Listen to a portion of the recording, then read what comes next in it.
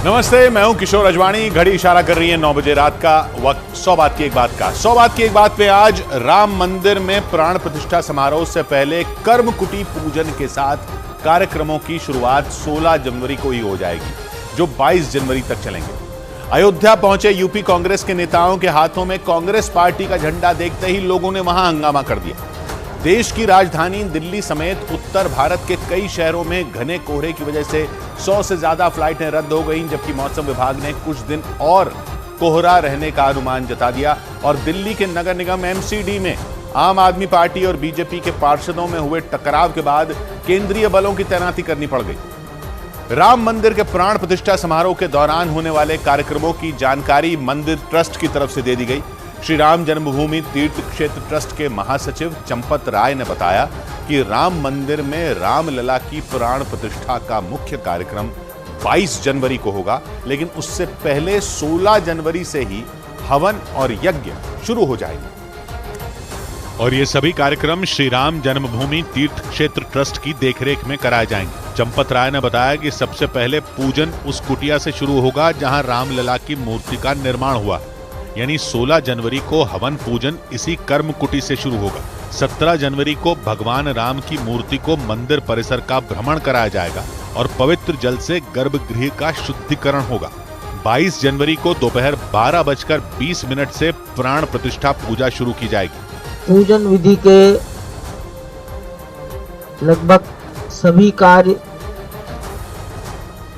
21 जनवरी तक चलेगी। चंपत राय ने बताया कि वाराणसी के आचार्य गणेश्वर शास्त्री द्रविड़ ने रामलला की प्राण प्रतिष्ठा के लिए शुभ मुहूर्त निकाला है। वाराणसी के ही लक्ष्मीकांत दीक्षित प्राण प्रतिष्ठा की पूजा करवाएंगे और उनके साथ प्राण प्रतिष्ठा पूजन में राम मंदिर के 121 आचार्य भी मौजूद रहेंगे। श्री राम जन्मभूमि तीर्थ क्षेत्र ट्रस्ट ने बताया कि प्राण प्रतिष्ठा में 11 यजमान शामिल होंगे, जिनके हाथों राम मंदिर की प्राण प्रतिष्ठा कराई जाएगी। 18 जनवरी को भगवान राम की प्रतिमा को राम मंदिर के गर्भगृह में आसन पर रखा जाएगा, यानी 18 जनवरी को भगवान राम गर्भगृह में विराजमान हो जाएंगे। इस दौरान वहां लगातार यज्ञ और हवन चलता रहेगा। श्री राम जन्मभूमि तीर्थ क्षेत्र ट्रस्ट के महासचिव चंपत राय के मुताबिक राम मंदिर में भगवान राम के बाल रूप को स्थापित किया जाएगा और 5 साल के बालक के रूप में भगवान राम सभी को दर्शन देंगे। मंदिर ट्रस्ट के मुताबिक उनकी मूर्ति का वजन 120 किलो से 200 किलोग्राम होगा। भगवान राम की बाल रूप श्यामल मूर्ति को मैसूर के रहने वाले अरुण योगीराज ने बनाया है। और मंदिर ट्रस्ट के मुताबिक 22 जनवरी को दोपहर में मूर्ति के आंखों पर बंधी पट्टी को खोल दिया जाएगा, यानी प्राण प्रतिष्ठा से ठीक पहले भगवान राम के मुख का दर्शन कराया जाएगा। लेकिन चंपत राय ने यह भी बताया कि नई मूर्ति के अलावा भगवान राम की जिस मूर्ति की इस समय पूजा हो रही है, उसे भी राम मंदिर में ही रखा जाएगा। उधर ब्रेकिंग न्यूज आ रही है अयोध्या से। राम मंदिर के प्राण प्रतिष्ठा कार्यक्रम के लिए मुख्य यजमान तय कर लिए गए हैं। श्री राम जन्मभूमि तीर्थ क्षेत्र ट्रस्ट सदस्य अनिल मिश्रा कार्यक्रम के मुख्य यजमान होंगे। प्रधानमंत्री 22 जनवरी को होने वाले इस कार्यक्रम में शामिल होंगे। मुख्य कार्यक्रम के लिए प्रधानमंत्री नरेंद्र मोदी को विशेष मंत्र बताए गए हैं और प्रधानमंत्री उन मंत्रों का जाप कर रहे हैं। यतेंद्र हमारे साथ जुड़ रहे हैं। यतेंद्र, और क्या पता चल रहा है? मुख्य यजमान का मतलब क्या हुआ और इन मंत्रों का मतलब क्या हुआ? देखिए, कल किशोर जो अनुष्ठान कार्य शुरू होंगे, वो जो हवन कुंड है, जो यज्ञ परिसर में जो हवन कुंड बनाए गए, 9 हवन कुंड बनाए गए, यानी कि 9 हवन कुंडों में 9 अलग अलग अनुष्ठान होंगे और उनके सबके यजमान अलग होंगे उसका। लेकिन एक पूरे परिसर का जो यज्ञ कार्यशाला का जो एक मुख्य यजमान बनाया जाएगा, वो मिश्रा जो ट्रस्ट के सदस्य हैं उनको बनाया जाएगा। इसके अलावा प्रधानमंत्री भी मोदी जब मुख्य कार्यक्रम होगा उसमें शामिल होंगे और प्रधानमंत्री मोदी को विशेष मंत्र उस दौरान बताए गए, जिसका जो जाप फिलहाल वो पिछले जो 11 दिन तक उन्हें करना है। जब उन्होंने घोषणा की 11 दिन तक वो विशेष अनुष्ठान करेंगे, तो वो विशेष मंत्रों का जाप कर रहे हैं। लेकिन जो हवन कुंड है, उनमें जो यजमान है, उन हवन कुंड का एक एक यजमान होगा और उस यजमान के उस नेतृत्व में ही वो यज्ञ कार्य जो पूरे विशेष अनुष्ठान है वो पूर्ण किए गए। शुक्रिया यतेंद्र आपका। उधर राम मंदिर की प्राण प्रतिष्ठा से पहले तैयारियों को अंतिम रूप दिया जा रहा है। राम मंदिर में सोने की परत चढ़े हुए कुल 13 दरवाजे लग चुके हैं, जबकि गर्भगृह में लगने वाले 14 फीट लंबे दरवाजे को बनाने का काम तेजी से किया जा रहा है। और भगवान के गर्भगृह का दरवाजा तैयार करने वाले कारीगरों का दावा है कि बहुत जल्द इस काम को भी पूरा कर लिया जाएगा। राम मंदिर में दरवाजे लगाने का काम कर्नाटक की एक कंपनी को दिया गया है, जो 100 साल से ये काम कर रही है। दावा किया जा रहा है कि लकड़ी के इन दरवाजों को पत्थर जैसा मजबूत बनाया जा रहा है, ताकि सैकड़ों साल तक इन्हें किसी तरह का नुकसान न हो। वो एक बार मैं तस्वीरें आपको दिखाऊं। ये जो दरवाजा है 14 फीट लंबा, ये वो प्रमुख दरवाजा है जो मंदिर के प्रमुख गेट पर लगेगा। श्री राम जन्मभूमि तीर्थ क्षेत्र ट्रस्ट के मुताबिक राम मंदिर में कुल 44 दरवाजे होंगे, जिनमें 14 दरवाजों पर सोने की परत जबकि 30 दरवाजों पर चांदी की परत चढ़ाई जाएगी। राम मंदिर में लगने वाले लकड़ी के दरवाजों पर स्वास्तिक के बड़े बड़े निशान बनाए गए। राम मंदिर के मुख्य दरवाजों के अलावा परकोटे पर लगने वाले दरवाजों की खूबसूरती के साथ साथ मजबूती का खास ध्यान रखा जा रहा है।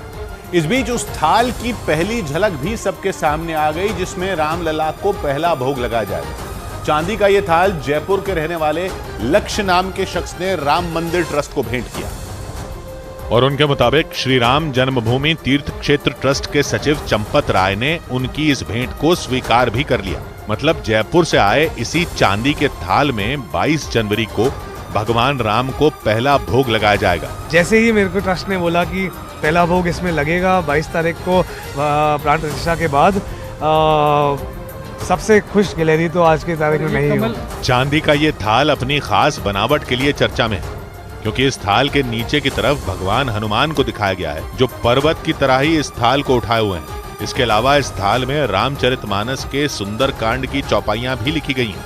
साथ ही थाल के बीचों बीच भगवान राम की तस्वीरें भी उकेरी गई हैं। जयपुर के लक्ष्य ने इस थाल के साथ ही रामलला के लिए चांदी से बनी 4 बड़ी कटोरियां और एक कलश भी भेंट किया।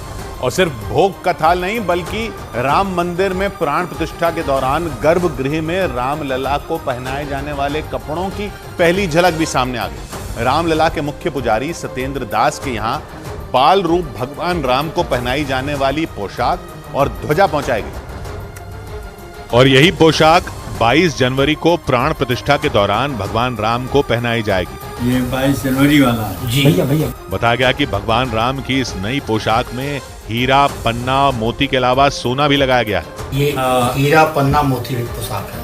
22 जनवरी को भगवान राम को पहनाई जाने वाली पोशाक को अयोध्या के कल्की रामदास महाराज ने मुख्य पुजारी सत्येंद्र दास को सौंपा।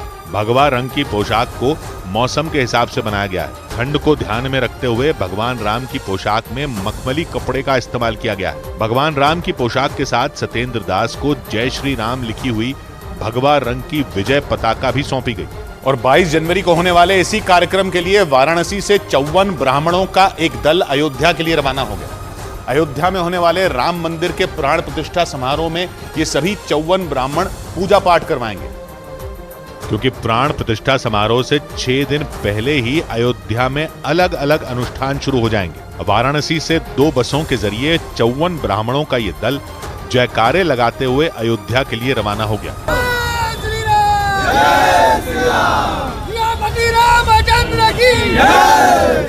काशी के वैदिक ब्राह्मणों के अलावा बाबा विश्वनाथ के दरबार से प्राण प्रतिष्ठा समारोह के लिए कई तरह के खास तोहफे भी अयोध्या भेजे गए। चांदी के बेलपत्र, मां अन्नपूर्णा को अर्पित साड़ी, श्रृंगार और भगवान राम समेत चारों भाइयों के लिए मोतियों की माला को प्राण प्रतिष्ठा से पहले काशी से अयोध्या भेजा गया।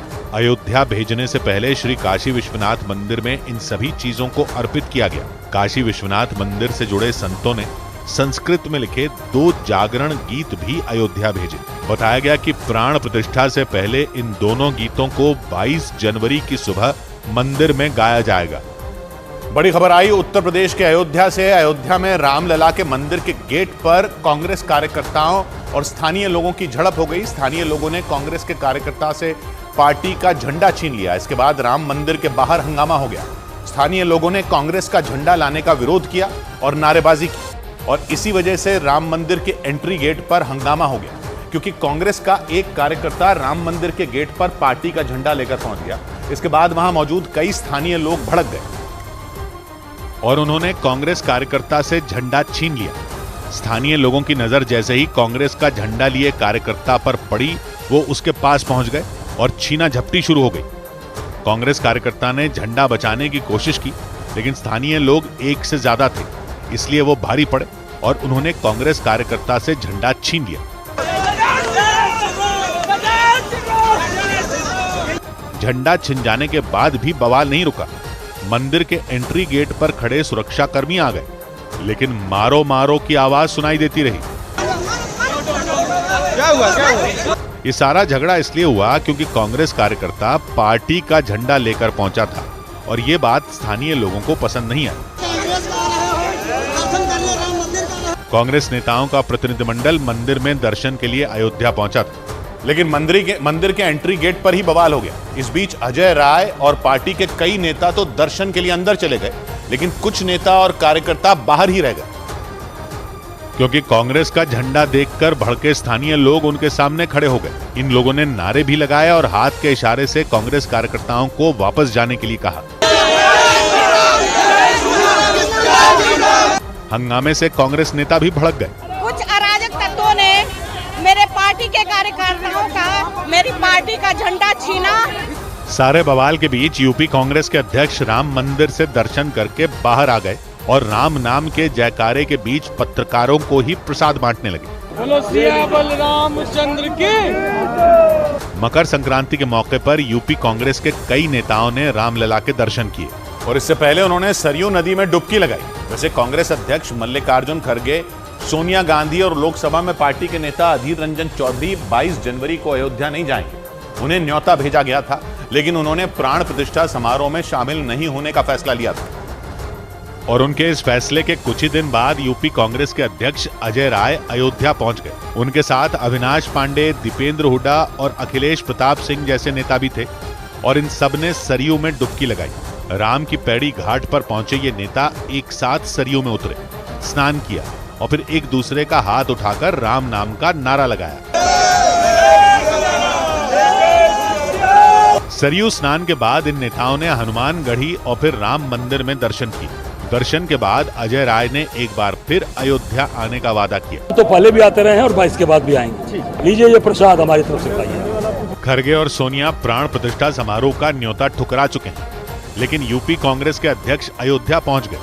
उन्होंने मंदिर में रखी राम की मूर्ति के दर्शन किए। ये मूर्ति वही है जो सालों से वहां रखी है, लेकिन अजय राय के राम मंदिर में दर्शन के दौरान ही हंगामा हो गया, क्योंकि कांग्रेस का एक कार्यकर्ता पार्टी का झंडा लेकर पहुंच गया था। और इस हंगामे के बीच कांग्रेस आलाकमान के राम मंदिर के प्राण प्रतिष्ठा कार्यक्रम से किनारा करने के फैसले पर सियासी घमासान मच गया। बीजेपी के नेताओं ने इस मामले में सीधे सीधे राहुल गांधी और सोनिया गांधी पर निशाना साधा और उनके राम मंदिर के प्राण प्रतिष्ठा कार्यक्रम के न्योते को ठुकराने पर चुटकी ली। रोम से प्यार है वो एकदम नहीं आएंगे, जिनको राम से प्यार है वो जरूर आएंगे। हालांकि कांग्रेस ने भी इसका जवाब देने में देर नहीं की। भाजपा कौन सा निमंत्रण बांटने वाली होगी और वो इस पर हिसाब किताब क्या करे। इस दौरान कांग्रेस नेता प्रमोद तिवारी ने ये आरोप भी लगाया कि बीजेपी राम मंदिर के नाम पर सियासी फायदा लेने की फिराक में है। इधर अमिताभ बच्चन ने अयोध्या में जमीन खरीद ली। अमिताभ बच्चन ने अयोध्या में राम मंदिर से महज 15 मिनट की दूरी पर मौजूद एक प्लॉट खरीदा। इस प्लॉट की कीमत करीब 15 करोड़ रुपए बताई गई। गुजरात के वडोदरा से भेजा गया खास दिया अयोध्या पहुंच गया। पंच धातु से बने इस दिए का वजन 1100 किलो है। उत्तर प्रदेश के फतेहपुर की जिला जेल में बंद कैदी राम मंदिर के लिए खास थैले बनाने में जुटे हैं। बताया गया कि भगवा रंग के इन थैलों को अयोध्या भेजने की तैयारी है। थैलों के अलावा कैदियों की तरफ से अयोध्या के लिए प्रसाद भी भेजा जाएगा। प्रसाद इसमें रख के मंदिर में चढ़ाया जाएगा। चूड़ियां बनाने के लिए मशहूर यूपी के फिरोजाबाद में अयोध्या के लिए खास चूड़ियों का निर्माण किया जा रहा है। इन चूड़ियों पर राम सीता की तस्वीरों के अलावा कई दूसरे देवी देवताओं की भी तस्वीरें लगाई जा रही हैं। बताया गया कि 22 जनवरी के दिन अयोध्या आने वाली महिलाओं को ये चूड़ियां मुफ्त में बांटी जाएंगी। उधर मध्य प्रदेश के उज्जैन में अयोध्या भेजने के लिए 5 लाख लड्डू बनाए जा रहे हैं। उज्जैन पहुंचे राज्य के मुख्यमंत्री मोहन यादव ने भी लड्डू बनाए। महाकालेश्वर मंदिर प्रबंधन समिति के लोग दिन रात इस काम में जुटे हुए। उज्जैन पहुंचे मुख्यमंत्री मोहन यादव भी इसका हिस्सा बने और उन्होंने अपने हाथों से अयोध्या भेजे जाने वाले लड्डू बनाए। उज्जैन की महाकालेश्वर मंदिर प्रबंध समिति अयोध्या के प्राण प्रतिष्ठा समारोह में 5 लाख लड्डू भेजने वाली है। इसी की तैयारी देखने मोहन यादव वहां पहुंचे। और खुद भी लड्डू बनाने बैठ गए। लड्डू बनाने से पहले मोहन यादव ने कढ़ाई में घी डाला और कड़छी चलाई। इसके बाद वो उस जगह गए जहां महिलाएं लड्डू बना रही थी। मोहन यादव वहीं बैठ गए और अपने हाथों से लड्डू बनाने लगे। लड्डू बनाने के बाद उन्होंने ये लड्डू पैक भी किए और फिर भोग के इन लड्डुओं की पूजा की। 22 जनवरी से पहले उज्जैन से 5 लाख लड्डू अयोध्या पहुंचने वाले हैं। इसके लिए उज्जैन में तैयारियां जोरों पर हैं। लगातार क्रम जारी है। 4 लाख लड्डू आज तक बन गए। उज्जैन से अयोध्या भेजे जाने वाले इन लड्डुओं में एक लड्डू का वजन 50 ग्राम है और 17 जनवरी तक 50-50 ग्राम के 5 लाख लड्डू बनाने का टारगेट रखा गया है। और राम मंदिर की प्राण प्रतिष्ठा कार्यक्रम की तैयारियां सिर्फ मध्य प्रदेश नहीं बल्कि हरियाणा में भी तेज हो गई। हरियाणा के मुख्यमंत्री मनोहर लाल खट्टर ने मुख्यमंत्री निवास पर राम भजन संध्या का आयोजन किया। इस कार्यक्रम में मनोहर लाल ने भजन भी गाए और गायक कन्हैया मित्तल के साथ ताल से ताल मिलाते नजर आए। हर बाला देवी की प्रतिमा बच्चा बच्चा राम है। चंडीगढ़ में मुख्यमंत्री मनोहर लाल खट्टर के आवास पर यह कार्यक्रम मकर संक्रांति के मौके पर आयोजित किया गया और इसे श्री राम भजन संध्या का नाम दिया गया। इस कार्यक्रम की शुरुआत गायक कन्हैया मित्तल के भजन से हुई, जिस पर खट्टर और वहां मौजूद बाकी लोग झूमते और तालियां बजाते दिखे। इसी बीच कन्हैया मित्तल के बुलाने पर खट्टर भी मंच पर पहुंचे और राम भजन गाया। उधर चेन्नई से चांदी के बर्तन अयोध्या भेजे गए। राम मंदिर में पूजा के काम में इस्तेमाल होने वाले चांदी के कई बर्तन चेन्नई से अयोध्या भेजे जाएंगे। बताया गया कि चांदी के इन बर्तनों का इस्तेमाल राम मंदिर में रोजाना किया जाएगा। इन बर्तनों की कीमत 7 लाख रुपए बताई गई। भारत में कारोबारियों के संगठन CAIT ने अनुमान जताया कि अयोध्या में हो रहे कार्यक्रम की वजह से देश भर में करीब 1 लाख करोड़ का कारोबार होगा। इसके साथ ही संभावना जताई गई कि सिर्फ दिल्ली में ही रामलला की प्राण प्रतिष्ठा को लेकर 20,000 करोड़ का कारोबार हो सकता है। पूरे देश के व्यापार में और व्यापारियों में बहुत उत्साह और उमंग है। राम मंदिर की प्राण प्रतिष्ठा को लेकर चंडीगढ़ में एक विशाल कलश यात्रा का आयोजन किया गया। इस कलश यात्रा में हजारों लोग शामिल हुए।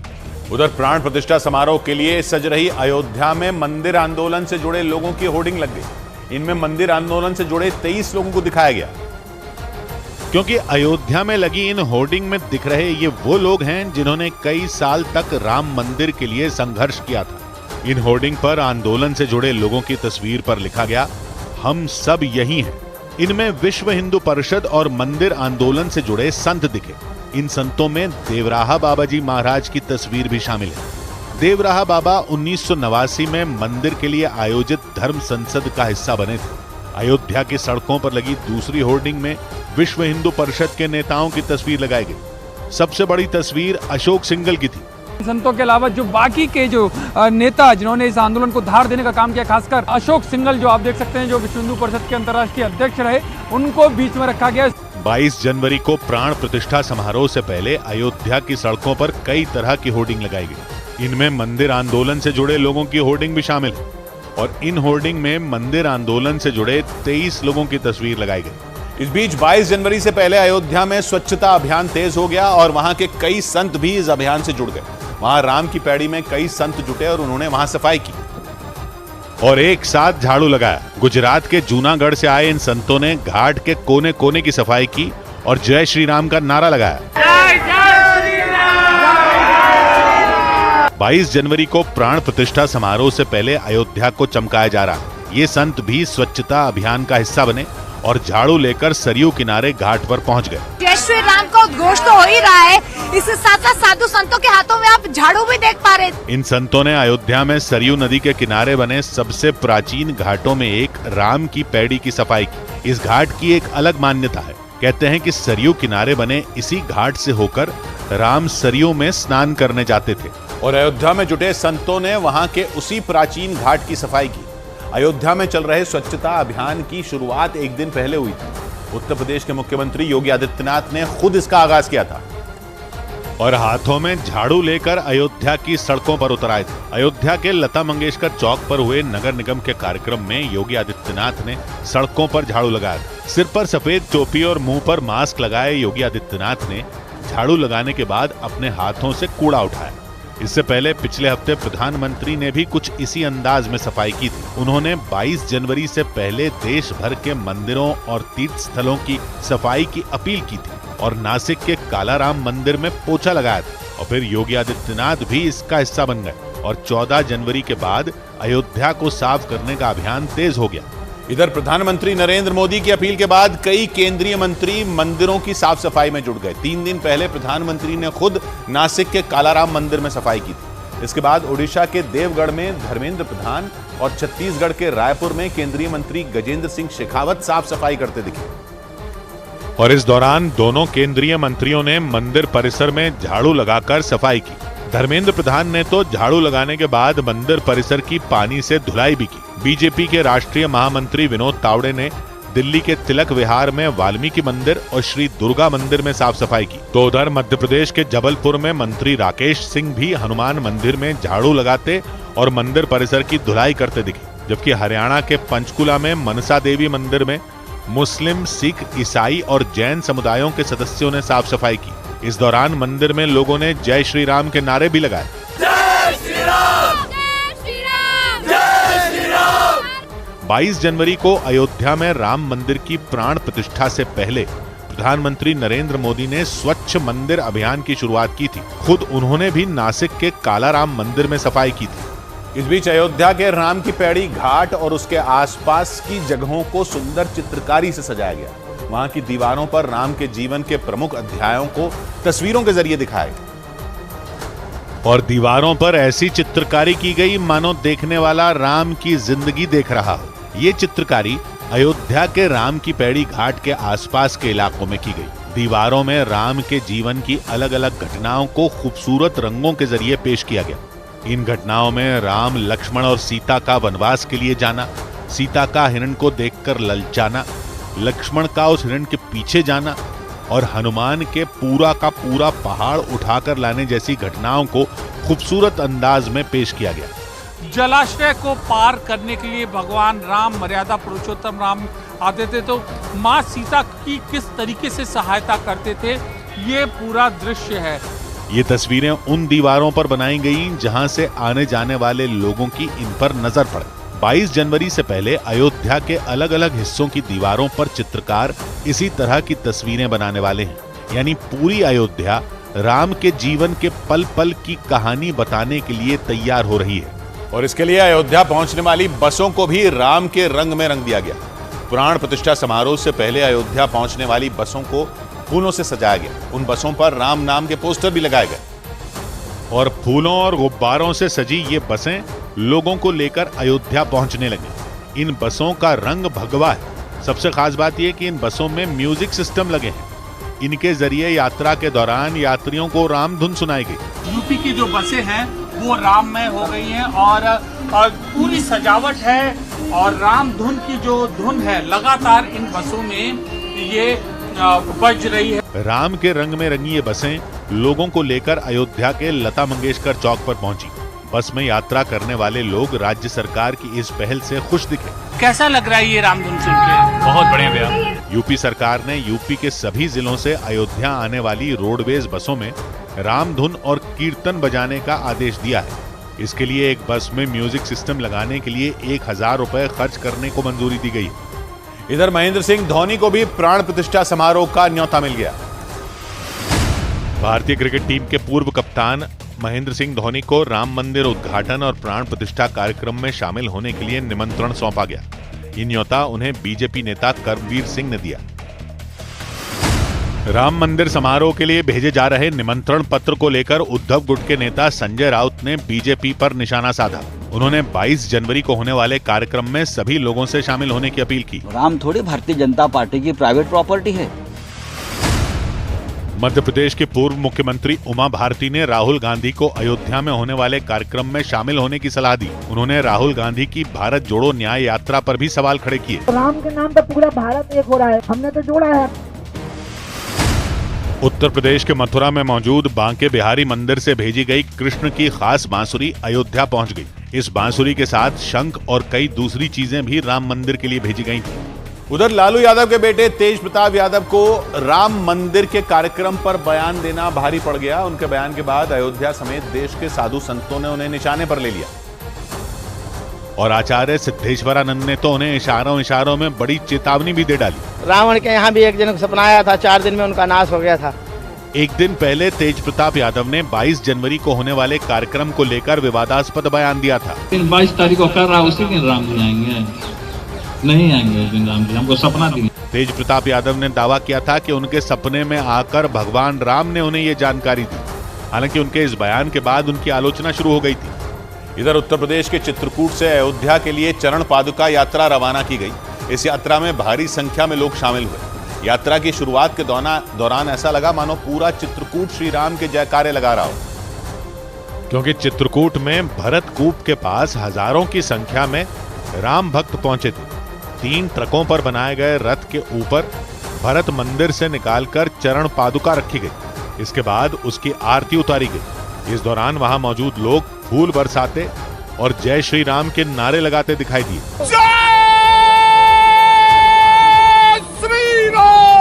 पुलिस और प्रशासन के अफसरों ने तीनों ट्रकों को हरी झंडी दिखाकर अयोध्या के लिए रवाना किया। चित्रकूट से अयोध्या के लिए निकली चरण पादुका यात्रा के दौरान लोग ढोल और बाजे के साथ नाचते गाते दिखे। इस दौरान जहां तक नजर जा रही थी वहां तक लोगों की भीड़ नजर आ रही थी। हर कोई अयोध्या जाने वाली चरण पादुका के दर्शन कर लेना चाहता था। सड़क के साथ ही फ्लाईओवर के ऊपर भी लोग खड़े थे और फूल बरसा रहे थे। इस बीच अयोध्या में रामलला की प्राण प्रतिष्ठा से पहले वहां ड्रोन से भी निगरानी की जा रही है।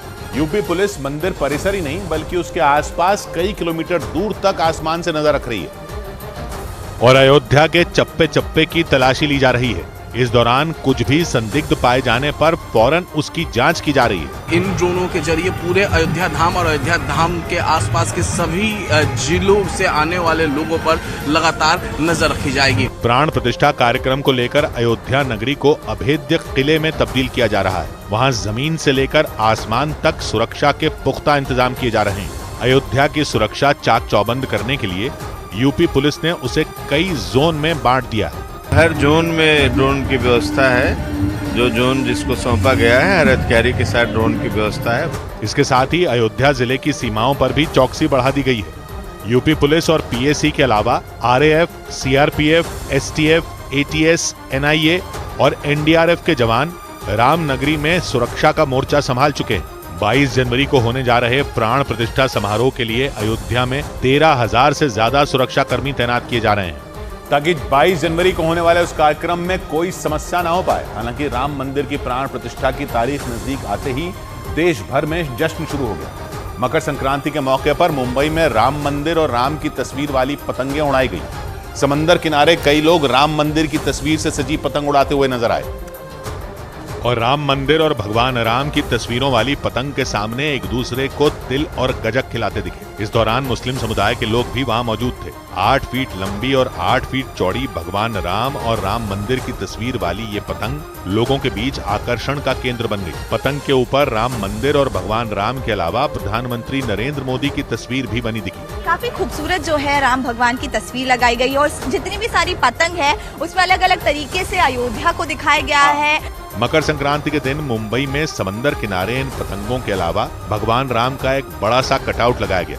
यानी 22 जनवरी को अयोध्या में होने वाले राम मंदिर के प्राण प्रतिष्ठा समारोह से पहले मुंबई में उसका असर देखने को मिला। मकर संक्रांति पर भी लोग राम भक्ति में डूबे दिखे। इस बीच एआईएमआईएम सांसद असदुद्दीन ओवैसी के एक विवादास्पद बयान पर घमासान मच गया। उन पर मस्जिदों के नाम पर मुसलमानों को भड़काने के आरोप लगे और फिर वो अयोध्या के हनुमानगढ़ी के महंत राजू दास के निशाने पर आ गए।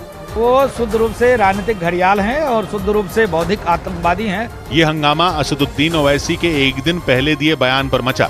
ये हमारी जिम्मेदारी है कि हम मस्जिदों की हिफाजत करें। इस दौरान उन्होंने ये आरोप भी लगाया कि मस्जिदों को जानबूझकर निशाना बनाया जा रहा है। इधर प्रधानमंत्री ने पीएम ग्रामीण आवास योजना के तहत लोगों को बड़ा तोहफा दिया। पीएम जनमन अभियान के तहत प्रधानमंत्री नरेंद्र मोदी ने पीएम ग्रामीण आवास योजना की पहली किस्त जारी कर दी। उन्होंने वीडियो कॉन्फ्रेंसिंग के जरिए 1 लाख लाभार्थियों को पहली किस्त देते हुए उनसे बातचीत भी की। मुझे विश्वास है कि इस साल की दीपावली आप अपने घरों में जरूर मनाएंगे। प्रधानमंत्री नरेंद्र मोदी दोपहर को आंध्र प्रदेश के दौरे पर जाएंगे। वो आंध्र प्रदेश को कई योजनाओं की सौगात देंगे। इसके बाद प्रधानमंत्री बुधवार को केरल की यात्रा पर रहेंगे, जहां वो कई प्रोजेक्ट का उद्घाटन करेंगे। चेन्नई में धूमधाम से पोंगल पर्व मनाया गया। वहां के मरीना बीच पर एक कार्यक्रम का आयोजन किया गया, जिसमें हजारों लोग शामिल हुए। इधर दिल्ली के इंदिरा गांधी इंटरनेशनल एयरपोर्ट पर उस वक्त हड़कंप मच गया जब एयरलाइन कंपनी इंडिगो के एक विमान के अंदर एक यात्री ने पायलट को सबके सामने थप्पड़ मार दिया। बताया गया कि खराब मौसम की वजह से वो फ्लाइट 13 घंटे लेट हो गई थी। इसी वजह से वो यात्री नाराज था और इसीलिए उस यात्री ने गुस्से में विमान के पायलट को ही थप्पड़ जड़ दिया। फ्लाइट के अंदर हुई इस घटना के बाद तो वहां हड़कंप मच गया। पायलट को सरेआम थप्पड़ पड़ने के बाद विमान के अंदर बैठे लोग सन्न रह गए। लोगों को समझ ही नहीं आया कि वहां हुआ तो हुआ क्या। कुछ लोग तो इस घटना को देखकर चिल्लाने लगे। हैरान कर देने वाली यह घटना एक रोज पहले दिल्ली से गोवा जाने वाली इंडिगो की फ्लाइट नंबर 6E2175 में हुई। इंडिगो की इस फ्लाइट को करीब 7:45 बजे उड़ान भरनी थी, लेकिन कोहरे की वजह से ये 13 घंटे लेट हो गई।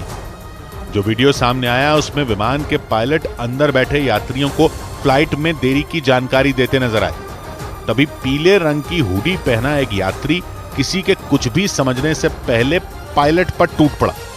इसके बाद वहां कुछ देर के लिए सन्नाटा पसर गया। लोगों को यकीन ही नहीं हुआ कि पायलट को किसी ने थप्पड़ मार दिया।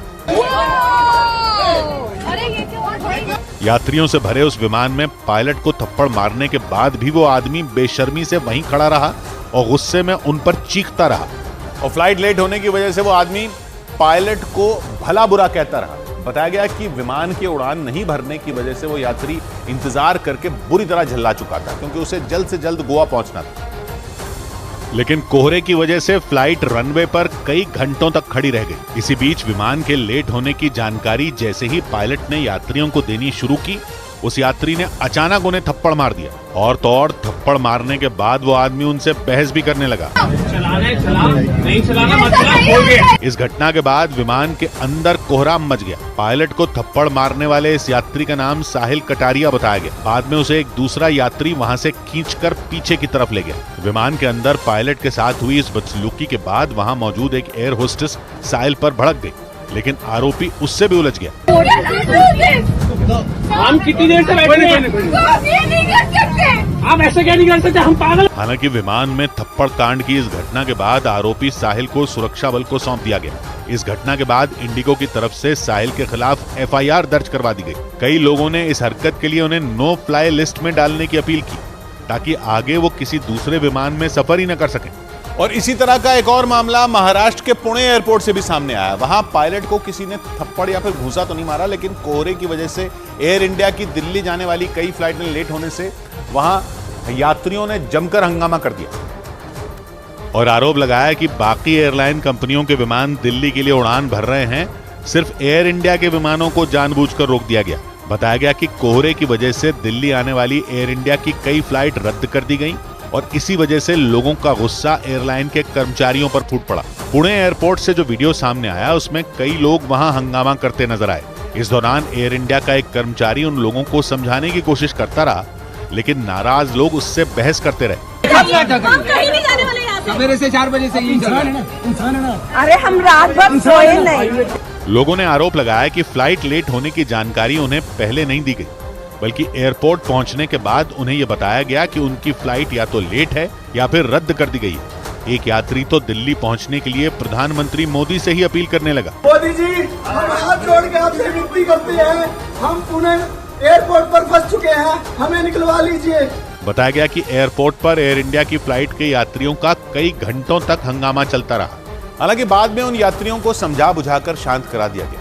इस वक्त पूरा उत्तर भारत शीतलहर और घने कोहरे की चपेट में है। दिल्ली और उसके आसपास के इलाकों का हाल तो और भी बुरा है, क्योंकि दिल्ली पर कोहरे और हाड़ कपा देने वाली ठंड की दोहरी मार पड़ रही है। और इसकी वजह से दिल्ली की रफ्तार पर ही ब्रेक लग गया। घने कोहरे की वजह से दिल्ली से उड़ने वाली और दिल्ली आने वाली 100 से ज्यादा फ्लाइट प्रभावित हुई। इससे विमान से सफर करने वाले लोगों को काफी परेशानियों का सामना करना पड़ा। विमानों के लेट होने की वजह से दिल्ली एयरपोर्ट पर लोगों का हुजूम लग गया। कई घंटों से इंतजार कर रहे लोगों ने वहां हंगामा भी किया।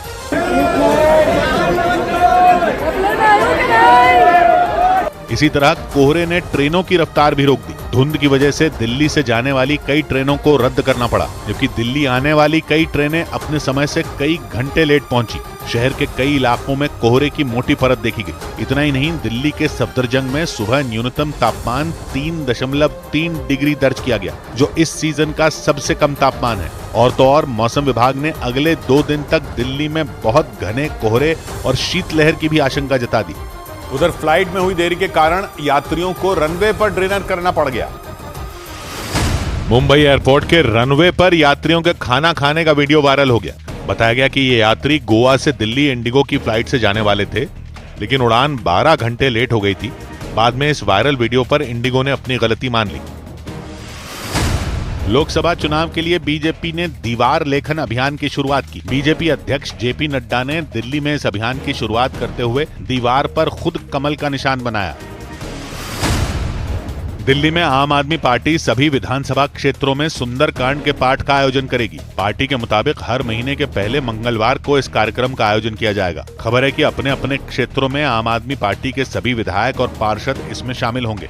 इधर दिल्ली नगर निगम में स्टैंडिंग कमेटी की शक्तियों को ट्रांसफर करने के मामले को लेकर आम आदमी पार्टी और बीजेपी के नेता आपस में भिड़ गए। स्टैंडिंग कमेटी के गठन तक उसकी शक्तियां सदन को दिए जाने को लेकर दिल्ली की मेयर शैली ओबराय ने एक विशेष बैठक बुलाई थी, लेकिन सदन में उनके आते ही बीजेपी पार्षदों ने हंगामा शुरू कर दिया।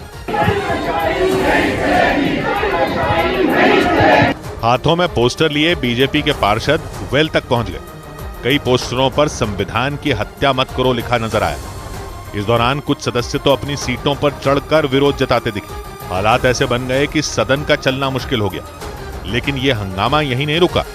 सदन में प्रदर्शन करने के बाद बीजेपी पार्षद निगम सचिव के दफ्तर के सामने धरने पर बैठ गए। संविधान की हत्या बंद करो, बंद करो, बंद करो। इस हंगामे के बाद दिल्ली नगर निगम के दफ्तर में सुरक्षा बल की तैनाती कर दी गई, जो नगर निगम परिसर में हर तरफ घूमते नजर आए। और दिल्ली नगर निगम में हुए इस हंगामे के बाद भी सदन चलता रहा। बीजेपी पार्षदों ने आम आदमी पार्टी पर गंभीर आरोप लगाए और दावा किया कि आम आदमी पार्टी गलत तरीके से स्टैंडिंग कमेटी की शक्तियां सदन को ट्रांसफर करना चाहती है। असंवैधानिक है और ये अवैध है और किसी भी अवैध काम को हाउस में नहीं होने देंगे। जबकि आम आदमी पार्टी ने हंगामा करने वाले बीजेपी पार्षदों पर दिल्ली के आम लोगों के कामों में रुकावट डालने का आरोप लगाया। बड़े शर्म की बात है, इस स्पेशल हाउस का भी भारतीय जनता पार्टी के पार्षदों ने मजाक बना के रख दिया। स्टैंडिंग कमेटी के गठन को लेकर बीजेपी और आम आदमी पार्टी का पहले भी आमना सामना हो चुका है। उधर दिल्ली के नजदीक हरियाणा के गुरुग्राम की रहने वाली मॉडल दिव्या पाहुजा का शव पुलिस ने फतेहाबाद की एक नहर से बरामद कर लिया। 2 जनवरी को गुरुग्राम के सिटी पॉइंट होटल में सिर में गोली मारकर 27 साल की दिव्या की बेरहमी से हत्या कर दी गई। और इस हत्याकांड के 11 दिन बाद पुलिस ने हरियाणा के फतेहाबाद में एक नहर से दिव्या के शव को बरामद कर लिया। इसका एक वीडियो भी सामने आया। उसमें गोताखोर नहर से दिव्या के शव को बाहर निकालने की कोशिश करता दिखा। उस गोताखोर ने एक हाथ से दिव्या के शव को पकड़ रखा था, जबकि दूसरे हाथ से उसने एक रस्सी पकड़ रखी थी जो उसके कमर से बंधी हुई थी। उस रस्सी को नहर के किनारे मौजूद कई लोगों ने पकड़ रखा था। धीरे धीरे रस्सी की मदद से शव को किनारे लाया गया। इसके बाद उसे नहर से बाहर निकालकर पोस्टमार्टम के लिए भेज दिया गया। दिव्या पाहुजा नाम की लेडी की डेड बॉडी यहाँ मिली है, कुडनी एंड पे नहर के अंदर मिली है। आरोप है कि 2 जनवरी को दिव्या की हत्या किए जाने के बाद अभिजीत के इशारे पर बलराज गिल और रवि बंगा ने दिव्या के शव को ठिकाने लगा दिया था। इस मामले में 11 जनवरी को पुलिस ने बलराज को कोलकाता एयरपोर्ट से गिरफ्तार कर लिया था और पुलिस सूत्रों के मुताबिक पूछताछ में उसने दिव्या के शव को पंजाब के पटियाला के पास एक नहर में फेंकने की जानकारी दी थी। और बलराज गिल से मिली जानकारी के बाद एनडीआरएफ की 25 टीमों की मदद से पुलिस ने नहर में दिव्या के शव की तलाश शुरू की। हत्याकांड के 11वें दिन पुलिस ने फतेहाबाद में नहर से शव बरामद कर लिया। पुलिस सूत्रों का दावा है कि बरामद किए गए उस शव पर बने एक टैटू की मदद से दिव्या की पहचान की गई। क्योंकि 11 दिन तक पानी में रहने की वजह से शव बुरी तरह फूल चुका था। इसीलिए जब नहर से शव मिला तो पुलिस ने दिव्या के परिवार को उसकी तस्वीर भेजी। पुलिस सूत्रों का दावा है कि शरीर पर बने एक टैटू की वजह से घर वालों ने दावा किया कि शव दिव्या का ही है। इसके बाद शव का पोस्टमार्टम करवाया गया और फिर उसे दिव्या के घर वालों को सौंप दिया गया। जांच के दौरान पुलिस ने मुख्य आरोपी अभिजीत के प्रवेश नाम के एक और साथी को गिरफ्तार कर लिया। आरोप है कि हरियाणा के रोहतक का रहने वाला प्रवेश अभिजीत को अवैध हथियारों की सप्लाई करता था और इसकी जानकारी मिलते ही पुलिस ने अभिजीत के दिल्ली वाले घर पर छापा मारकर अवैध हथियार बरामद कर लिए। सूत्रों का दावा है कि प्रवेश के दिए हथियार से ही दिव्या को अभिजीत ने गोली मारी थी। इस हत्याकांड में 6 आरोपी गिरफ्तार किए जा चुके हैं, लेकिन दिव्या के शव को ठिकाने लगाने में शामिल आरोपी रवि बंगा पुलिस की गिरफ्त से दूर है और उसकी तलाश में जगह जगह छापेमारी की जा रही है। इधर मायावती ने लोकसभा के चुनावी मैदान में अकेले उतरने का फैसला कर लिया। उत्तर प्रदेश की पूर्व मुख्यमंत्री मायावती ने ऐलान कर दिया कि उनकी पार्टी बीएसपी अकेले लोकसभा चुनाव लड़ेगी, यानी बहुजन समाज पार्टी किसी भी दल से गठबंधन नहीं करेगी। अपने जन्मदिन के मौके पर इसकी घोषणा करते हुए मायावती ने यह भी साफ कर दिया कि गठबंधन का अनुभव उनकी पार्टी के लिए खराब रहा है। हमारी पार्टी लोकसभा के लिए ही लड़ेगी। 4 साल के बेटे की हत्या के आरोपी सीईओ सूचना सेठ की पुलिस हिरासत शुक्रवार तक बढ़ा दी गई। गोवा की पुलिस ने उन्हें पणजी की एक अदालत में पेश किया, जहां कोर्ट ने सूचना सेठ की पुलिस हिरासत 19 जनवरी तक बढ़ाने का आदेश सुनाया। भारत की थोक महंगाई दर दिसंबर में बढ़कर 0.73% हो गई। केंद्र सरकार की तरफ से जारी आंकड़ों के मुताबिक पिछले साल नवंबर महीने में यह दर 0.26% थी। सब्जियों और दालों की कीमतों में उछाल की वजह से थोक महंगाई दर में इजाफा हुआ। इधर जम्मू कश्मीर के गुलमर्ग में सेना ने बर्फीले तूफान में फंसे लोगों की जान बचाने का अभ्यास किया। कड़ाके की ठंड के बीच सेना के कई जवान एक ट्रेंड कुत्ते के साथ वहां पहुंचे और मुश्किल हालात से निपटने के लिए तैयारी की। और इस दौरान बर्फ में दबे सेना के एक जवान को बचाने का अभ्यास किया गया। इसके अलावा दिल का दौरा पड़ने पर कैसे अपने साथियों की जान बचाई जा सके, इसकी भी प्रैक्टिस की गई, क्योंकि बर्फबारी में सर्दी ज्यादा होने की वजह से दिल का दौरा पड़ने का खतरा बढ़ जाता है। वहां बर्फबारी में सेना ने अपने अभ्यास का एक वीडियो भी जारी किया, जिसमें वो जवान स्ट्रेचर पर लेटा नजर आया, जबकि उसके साथी जवान उसे सुरक्षित जगह पर ले जाते दिखाई दिए। यानी भारी बर्फबारी के बीच जवानों ने अपनी तैयारियों को परखा, ताकि खराब मौसम की वजह से बिगड़े हालात में बर्फ में दबे जवानों को सुरक्षित बाहर निकाला जा सके। इतना ही नहीं, सेना ने इस अभ्यास में उस ट्रेंड कुत्ते को भी शामिल किया जो उस जवान तक पहुंचने में सेना की मदद करता दिखाई दिया। और गुलमर्ग में बर्फबारी का डटकर मुकाबला करते हुए सेना ने अपनी ताकत दिखा दी। वहां बर्फीले तूफान आने का खतरा बना रहता है, इसलिए सेना हमेशा अपनी तैयारियों के साथ मुस्तैद रहती है, ताकि खतरनाक तूफान से खुद को बचाया जा सके। और सरहद पर बर्फीले तूफान का सामना करते हुए दुश्मनों पर कड़ी नजर रखी जा सके। तस्वीरों में बर्फ से ढके ऊंचे पहाड़ पर सेना हथियारों के साथ कड़ी चुनौतियों का मुकाबला करती दिखी, जबकि भारी बर्फबारी में वो ट्रेंड कुत्ता गश्त लगाते जवानों के आगे चलता नजर आया। असल में सेना के ट्रेंड कुत्ते बर्फ की कई फीट मोटी परत के नीचे दबे लोगों का पता लगाने में माहिर होते हैं, इसलिए बर्फीले तूफान के बाद रेस्क्यू ऑपरेशन के दौरान फौज ट्रेंड कुत्तों की मदद लेती है, ताकि बर्फ के नीचे दबे लोगों का आसानी से पता लगाया जा सके। इतना ही नहीं, इस अभ्यास में सेना की स्कीइंग टीम भी शामिल हुई, जो पहाड़ की ऊंचाई पर गश्त लगाती नजर आई। इधर तेलंगाना के सिद्दीपेट जिले में एक दर्दनाक हादसा हो गया, जब एक तेज रफ्तार से दौड़ रही एक कार सड़क पर अचानक पलट गई और कुछ ही सेकंड में उस कार के परखचे उड़ गए। उस वीडियो में किसी खिलौने की तरह वो कार सड़क पर पलटती हुई दिखाई दी। कुछ सेकंड के लिए तो ऐसा लगा जैसे कि वो कार तिनके की तरह तेज हवा में उड़ रही हो। इस बीच उस कार से 3 लोग उछलकर दूर जा गिरे। एक तो उस कार के पलटने की वजह से उसके नीचे दब गया, जबकि उनमें 2 लोग उठकर वहां से सड़क के किनारे खड़े होते नजर आए। और वहां एक मोटरसाइकिल से गुजर रहे 2 लोग बाल बाल बच गए। पीछे से आ रही बस भी वहीं रुक गई। उस वीडियो में सबसे पहले वो मोटरसाइकिल और वो बस सड़क से गुजरती दिखी, तभी उस बस के पीछे से वो कार लहराती हुई आई, लेकिन बस के पास आते ही उसका संतुलन पूरी तरह बिगड़ गया और वो सड़क पर करीब 6 बार पलटी। बताया गया कि इस दर्दनाक हादसे में एक आदमी की जान चली गई, जबकि वो 3 लोग घायल हो गए। और ऐसा ही एक मामला उत्तराखंड के ऋषिकेश से भी सामने आया। वहां एक बेकाबू गाड़ी ने घर के बाहर बैठी एक महिला और उसके बच्चे को जोरदार टक्कर मार दी और टक्कर लगते ही वो महिला उस गाड़ी के सामने गिर गई। हालांकि इस हादसे के तुरंत बाद उस गाड़ी से कुछ लोग बाहर निकले और उसे उठाने लगे। इसके अलावा आसपास के दूसरे लोग भी उस महिला को बचाने के लिए तेजी से भागे, क्योंकि घर के बाहर बैठी उस महिला को टक्कर लगते देख वहां से गुजर रहे लोग घबरा गए। बताया गया कि उस गाड़ी का संतुलन बिगड़ा और उसने अपने दाहिनी ओर से उस महिला को टक्कर मार दी। इस हादसे में 3 साल का वो बच्चा और वो महिला बुरी तरह घायल हो गए और उन्हें अस्पताल में भर्ती कराया गया। आरोप है कि उन्हें टक्कर मारते ही उस गाड़ी का ड्राइवर मौके से फरार हो गया, लेकिन उस गाड़ी में सवार बाकी लोग उस महिला की मदद करते नजर आए। उधर शशि थरूर ने लोकसभा चुनाव में कांग्रेस को लेकर भविष्यवाणी की। कांग्रेस नेता शशि थरूर ने सभी दलों से एक साथ मिलकर बीजेपी के खिलाफ लोकसभा चुनाव लड़ने की अपील की। इसके साथ ही उन्होंने दावा किया कि 2019 के मुकाबले कांग्रेस इस लोकसभा चुनाव में ज्यादा सीटें जीतेगी। We are definitely going to do better this time. Rahul Gandhi ने अपनी भारत जोड़ो न्याय यात्रा के दूसरे दिन की शुरुआत मणिपुर की राजधानी इंफाल के सिकमई इलाके से की। इस दौरान उनकी यात्रा इंफाल के सिकमई से शुरू होकर करोंग विधानसभा क्षेत्र तक गई। मशहूर शायर मुनव्वर राना के निधन के बाद लखनऊ के ऐशबाग कब्रिस्तान में उन्हें सुपुर्द खाक कर दिया गया। रविवार को मुनव्वर राना का दिल का दौरा पड़ने से निधन हो गया था। बीमारी की वजह से वो लंबे वक्त से लखनऊ के एक अस्पताल में भर्ती थे। इधर लखनऊ में मनाए गए सेना दिवस के कार्यक्रम में भारतीय सेना ने दुनिया को अपनी ताकत दिखाई। प्रधानमंत्री के सुझाव पर 2 साल पहले थल सेना दिवस सिर्फ दिल्ली के बजाय देश के अलग अलग शहरों में मनाए जाने का फैसला लिया गया था और उसी फैसले के तहत इस साल थल सेना दिवस उत्तर प्रदेश की राजधानी लखनऊ में मनाया गया। और इस दौरान भारतीय सेना ने अपना दमखम दिखाया। लखनऊ के आसमान में लड़ाकू विमानों और जंगी हेलीकॉप्टरों ने जब उड़ान भरी तो लोग देखते रह गए। इसके अलावा जमीन पर सेना के भारी भरकम टैंक और तोपें भी दिखाई दी। इस दौरान सबसे ज्यादा चर्चा कारगिल की लड़ाई में पाकिस्तान को धूल चटाने वाली बोफोर्स तोप की रही।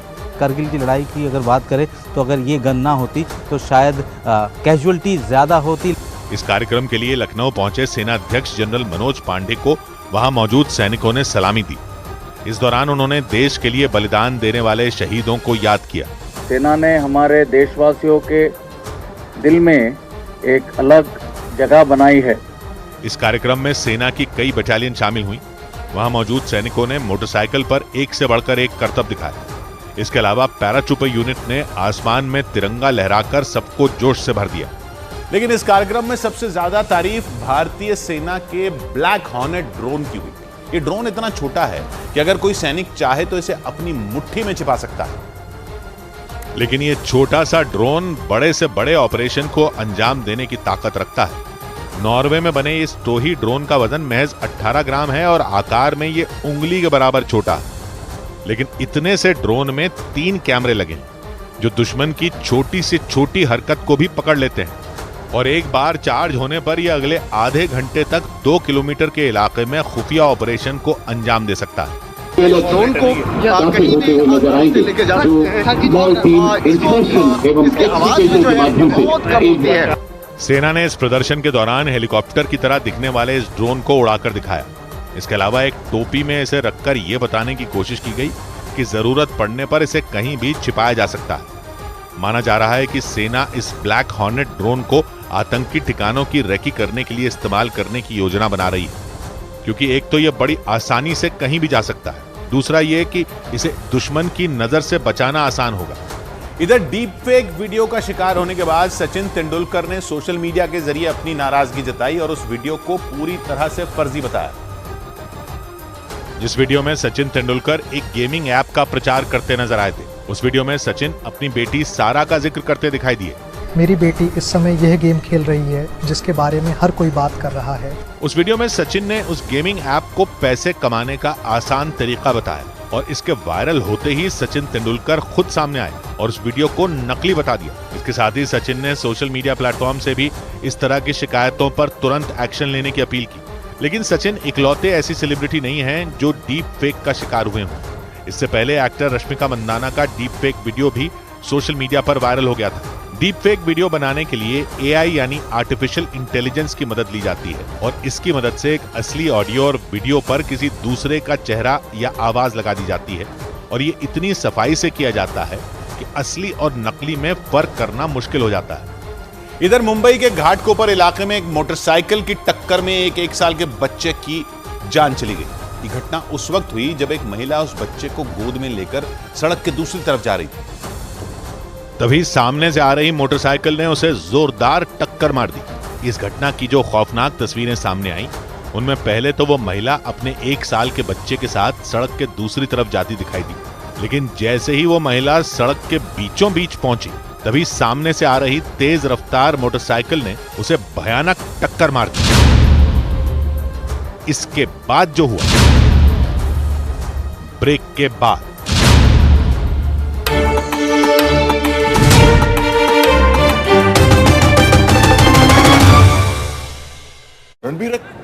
राम मंदिर के प्राण प्रतिष्ठा समारोह के दौरान होने वाले कार्यक्रमों की जानकारी मंदिर ट्रस्ट की तरफ से दे दी गई।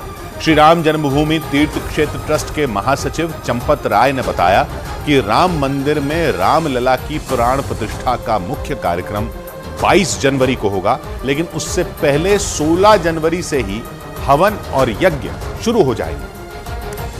और ये सभी कार्यक्रम श्री राम जन्मभूमि तीर्थ क्षेत्र ट्रस्ट की देखरेख में कराए जाएंगे। चंपत राय ने बताया कि सबसे पहले पूजन उस कुटिया से शुरू होगा जहां रामलला की मूर्ति का निर्माण हुआ है, यानी 16 जनवरी को हवन पूजन इसी कर्म कुटी से शुरू होगा। 17 जनवरी को भगवान राम की मूर्ति को मंदिर परिसर का भ्रमण कराया जाएगा और पवित्र जल से गर्भगृह का शुद्धिकरण होगा। 22 जनवरी को दोपहर 12:20 से प्राण प्रतिष्ठा पूजा शुरू की जाएगी। पूजन विधि के लगभग सभी कार्य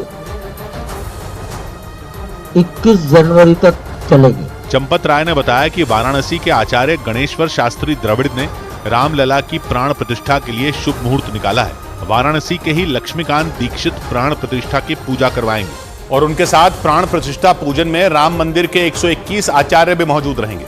श्री राम जन्मभूमि तीर्थ क्षेत्र ट्रस्ट ने बताया कि प्राण प्रतिष्ठा में 11 यजमान शामिल होंगे, जिनके हाथों राम मंदिर की प्राण प्रतिष्ठा कराई जाएगी। 18 जनवरी को भगवान राम की प्रतिमा को राम मंदिर के गर्भगृह में आसन पर रखा जाएगा, यानी 18 जनवरी को भगवान राम गर्भगृह में विराजमान हो जाएंगे। इस दौरान वहां लगातार यज्ञ और हवन चलता रहेगा। श्री राम जन्मभूमि तीर्थ क्षेत्र ट्रस्ट के महासचिव चंपत राय के मुताबिक राम मंदिर में भगवान राम के बाल रूप को स्थापित किया जाएगा और 5 साल के बालक के रूप में भगवान राम सभी को दर्शन देंगे। मंदिर ट्रस्ट के मुताबिक उनकी मूर्ति का वजन 120 किलो से 200 किलोग्राम होगा।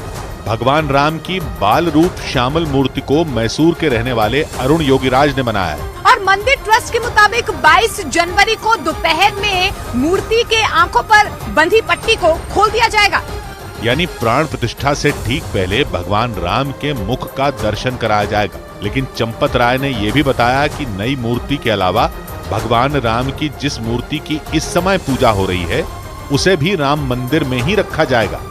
उधर राम मंदिर की प्राण प्रतिष्ठा से पहले तैयारियों को अंतिम रूप दिया जा रहा है। राम मंदिर में सोने की परत चढ़े हुए कुल 13 दरवाजे लग चुके हैं, जबकि गर्भगृह में लगने वाले 14 फीट लंबे दरवाजे को बनाने का काम तेजी से किया जा रहा है। और भगवान के गर्भगृह का दरवाजा तैयार करने वाले कारीगरों का दावा है कि बहुत जल्द इस काम को भी पूरा कर लिया जाएगा। राम मंदिर में दरवाजे लगाने का काम कर्नाटक की एक कंपनी को दिया गया है, जो 100 साल से ये काम कर रही है। दावा किया जा रहा है कि लकड़ी के इन दरवाजों को पत्थर जैसा मजबूत बनाया जा रहा है, ताकि सैकड़ों साल तक इन्हें किसी तरह का नुकसान न हो। वो एक बार मैं तस्वीरें आपको दिखाऊं। ये जो दरवाजा है 14 फीट लंबा, ये वो प्रमुख दरवाजा है जो मंदिर के प्रमुख गेट पर लगेगा। श्री राम जन्मभूमि तीर्थ क्षेत्र ट्रस्ट के मुताबिक राम मंदिर में कुल 44 दरवाजे होंगे, जिनमें 14 दरवाजों पर सोने की परत, जबकि 30 दरवाजों पर चांदी की परत चढ़ाई जाएगी। राम मंदिर में लगने वाले लकड़ी के दरवाजों पर स्वास्तिक के बड़े बड़े निशान बनाए गए। राम मंदिर के मुख्य दरवाजों के अलावा परकोटे पर लगने वाले दरवाजों की खूबसूरती के साथ साथ मजबूती का खास ध्यान रखा जा रहा है। इस बीच उस थाल की पहली झलक भी सबके सामने आ गई, जिसमें रामलला को पहला भोग लगाया जाएगा। चांदी का यह थाल जयपुर के रहने वाले लक्ष्य नाम के शख्स ने राम मंदिर ट्रस्ट को भेंट किया और उनके मुताबिक श्री राम जन्मभूमि तीर्थ क्षेत्र ट्रस्ट के सचिव चंपत राय ने उनकी इस भेंट को स्वीकार भी कर लिया। मतलब जयपुर से आए इसी चांदी के थाल में 22 जनवरी को भगवान राम को पहला भोग लगाया जाएगा। जैसे ही मेरे को ट्रस्ट ने बोला कि पहला भोग इसमें लगेगा 22 तारीख को प्राण प्रतिष्ठा के बाद, सबसे खुश गिलहरी तो आज की तारीख में नहीं हूँ। चांदी का ये थाल अपनी खास बनावट के लिए चर्चा में है, क्योंकि इस थाल के नीचे की तरफ भगवान हनुमान को दिखाया गया है, जो पर्वत की तरह ही इस थाल को उठाए हुए हैं। इसके अलावा इस थाल में रामचरितमानस के सुंदर कांड की चौपाइयां भी लिखी गई हैं। साथ ही थाल के बीचों बीच भगवान राम की तस्वीरें भी उकेरी गई हैं। जयपुर के लक्ष्य ने इस थाल के साथ ही रामलला के लिए चांदी से बनी 4 बड़ी कटोरियां और एक कलश भी भेंट किया। और सिर्फ भोग का थाल नहीं, बल्कि राम मंदिर में प्राण प्रतिष्ठा के दौरान गर्भगृह में रामलला को पहनाए जाने वाले कपड़ों की पहली झलक भी सामने आ गई। रामलला के मुख्य पुजारी सत्येंद्र दास के यहाँ बाल रूप भगवान राम को पहनाई जाने वाली पोशाक और ध्वजा पहुंचाई गई। और यही पोशाक 22 जनवरी को प्राण प्रतिष्ठा के दौरान भगवान राम को पहनाई जाएगी। ये 22 जनवरी वाला जी भैया। बताया गया कि भगवान राम की इस नई पोशाक में हीरा, पन्ना, मोती के अलावा सोना भी लगाया गया है। ये हीरा, पन्ना, मोती पोशाक है। 22 जनवरी को भगवान राम को पहनाई जाने वाली पोशाक को अयोध्या के कल्की रामदास महाराज ने मुख्य पुजारी सत्येंद्र दास को सौंपा। भगवा रंग की पोशाक को मौसम के हिसाब से बनाया गया है। ठंड को ध्यान में रखते हुए भगवान राम की पोशाक में मखमली कपड़े का इस्तेमाल किया गया है। भगवान राम की पोशाक के साथ सत्येंद्र दास को जय श्री राम लिखी हुई भगवा रंग की विजय पताका भी सौंपी गई। और 22 जनवरी को होने वाले इसी कार्यक्रम के लिए वाराणसी से 54 ब्राह्मणों का एक दल अयोध्या के लिए रवाना हो गया। अयोध्या में होने वाले राम मंदिर के प्राण प्रतिष्ठा समारोह में ये सभी 54 ब्राह्मण पूजा पाठ करवाएंगे। क्योंकि प्राण प्रतिष्ठा समारोह से 6 दिन पहले ही अयोध्या में अलग अलग अनुष्ठान शुरू हो जाएंगे। वाराणसी से 2 बसों के जरिए 54 ब्राह्मणों का ये दल जयकारे लगाते हुए अयोध्या के लिए रवाना हो गया।